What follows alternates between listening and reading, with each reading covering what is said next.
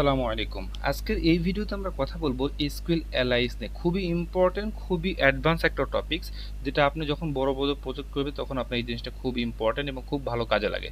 তো চলুন এই জিনিসটা কিভাবে কাজ করে আমরা আজকে সেটা জিনিসটা দেখবো আর কি।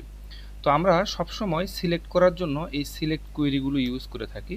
তো আমরা যেটা করব সেটা হচ্ছে, আমি বললাম সিলেক্ট, আমরা পুরা টেবিলটাকে না নিয়ে এসে আমরা একটু সংক্ষিপ্ত করে নাম এভাবে নিয়ে আসতে পারি যে আমরা শুধু ফার্স্ট নেমটাকে নিয়ে আসবো। তো আমি লিখলাম select first name from customer. এটা যদি আমি রান করি দেখবো যে আমাদের এখানে শুধু ফার্স্ট নেমটাই চলে আসছে, অন্যান্য কলাম কিন্তু আসে না, বিকজ অফ আমি একটাই সিলেক্ট করছি। বাট এই জায়গাতেই যখন আমি স্টার সাইন দিচ্ছি, দ্যাট মিনস এটা মানে হচ্ছে টেবিলের সকল ডাটাগুলো নিয়ে আসার জন্য সকল ডাটা নিয়ে আসতেছে।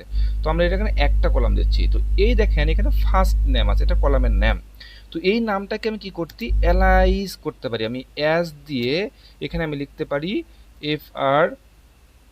FIRST ফার্স্ট আমি ফার্স্ট নেম। এই ফার্স্ট আন্ডারস্কোর নেমটাকে রিনেম করতে পারি আমি ফার্স্ট নেম যে কোনোভাবে। যে আমি যদি এন্টার দিই তখন দেখবেন যে এখানে ফার্স্ট নেম আপনি এখানে যেভাবে লিখছেন এখানে সেভাবে আসছে, বাট এই নামটাকেই সে রিনেম করছে অ্যালাইজ দিয়ে, অ্যাজ দিয়ে। ঠিক আছে? তো এইভাবে আপনি কিন্তু অ্যালাইজ দিয়ে বিভিন্নভাবে করতে পারেন। আপনি আরও যদি করতে চান, যেমন আমি এখানে কমা দিলাম, দিয়ে আমি এখানে বলে দিলাম যে লাস্ট নেম, এই লাস্ট নেমটাকেও সে কি করবে অ্যালাইজ করবে LAST লাস্ট অ্যান্ড আমি লাস্ট নেম। এভাবে যদি আমি দেখি তাহলে দুইটা কলাম আসবে এখানে, ফার্স্ট নেম আর লাস্ট নেম, এভাবে দুইটা কলাম কিন্তু আপনার এখানে চলে আসতেছে।